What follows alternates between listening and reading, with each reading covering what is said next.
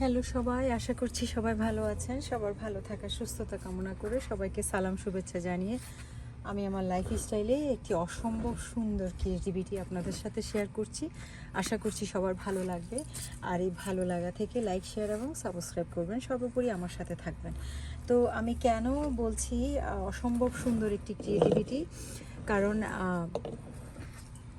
এই জন্যই বলছি, আমি যেখানে থাকি আমি সবসময় বলেছিও সত্যি কথা, যেটা আমি শীত প্রধান দেশে থাকি।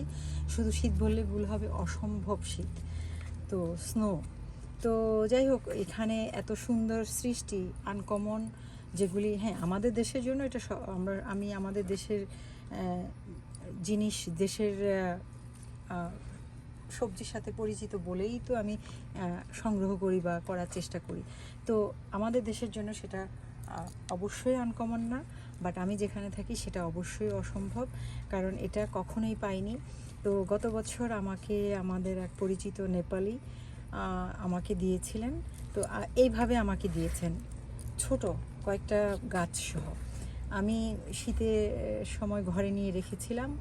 গতবারে বেশ বেড়েছিল পাতা, তারপরে আমি ফেলে দেইনি। আমি এটা জানিও না আসলে, আমি কখনো, আমার এক্সপিরিয়েন্সও ছিল না।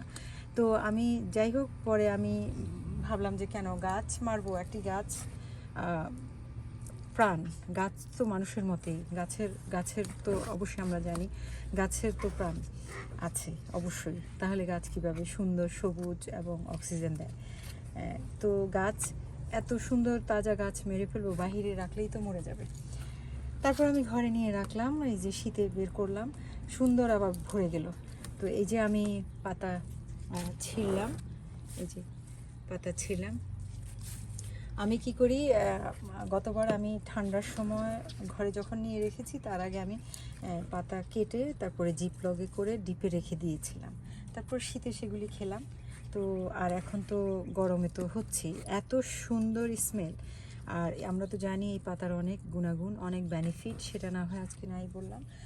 আর এটা তো আমরা সালাদ হিসাবে খাইতে পারি, কাঁচা জুস করে, বা হ্যাঁ অবশ্যই তরকারির সাথে রান্না করে খেতে পারি, খাই যেটা। আর এটা আসলে খুব পাওয়া যায় না, আমি কখনোই পাইনি। তো আমি অনেকেরই শেয়ার করেছি। আর এই বিচি থেকেও হয় প্রচুর। বিচিটা এত ছোট, ব্রাউন কালারের, একেবারে কালছে না। তো হয়তো বাতাসে উড়ে গিয়ে বিভিন্ন টবে আমার আরও হয়েছে, এটা ভরে গিয়েছে, কয়েকবার খাওয়া হয়ে গিয়েছে এবার। তো আমি অনেকবারে ছিঁড়েছি। তো আমার এখানে আরও এই যে হচ্ছে, এই টবে হচ্ছে, তারপরে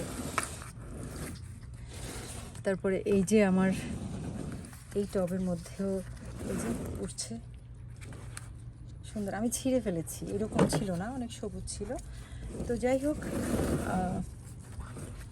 অন্য প্রান্তে, অন্য দেশে থেকেও যে আমাদের সুন্দর, আমাদের দেশীয় সবজি সেটা সংগ্রহ করতে পারি, এটা কি, এটা তো মন্দ না। এটা তো এটাই আর কি আপনাদের সাথে একটু শেয়ার করা। আর আসলে, আর এটা তো আমার আসলে প্রফেশন না, যদি আমার প্রফেশনে হতো তাহলে আমি আসলে একদম এটা অনেক করে ফেলতাম, এটা অনেক হয়। তো আমি আসলে এত বেশি করিনি, কারণ আমাদের নিজেদের খাওয়ার জন্য হলে যথেষ্ট, কারণ এত অনেক অনেক হয়ে যায়।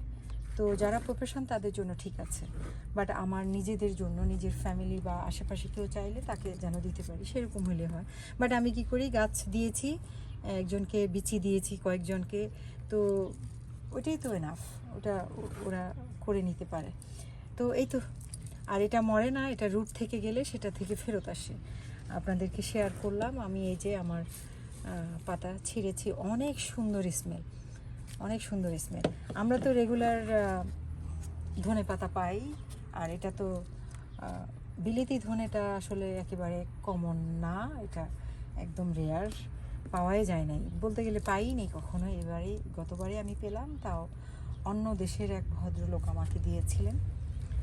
তো এই তো, আমার এই ভালো লাগা, আমার এই সৃষ্টি আপনাদের সাথে শেয়ার করলাম।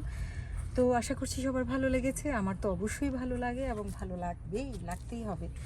তো এই তো, আজ এতটুকুনেই। সবাই ভালো থাকবেন, সুস্থ থাকবেন, নিজেকে ভালোবাসবেন, পরিবারকে ভালোবাসবেন, এবং আশেপাশের মানুষদেরকেও ভালোবাসার চেষ্টা করবেন।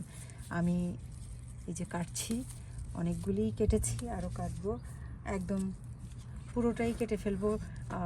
2 সপ্তাহ আগেও কেটে ফেলেছি সব পাতা, আবার এরকম হয়েছে। আজকেও কাটবো, আবার ইনশাল্লাহ 1 সপ্তাহ পরেই আবার ভরে যাবে। তো এই তো, সবাই ভালো থাকবেন। আল্লাহ হাফেজ।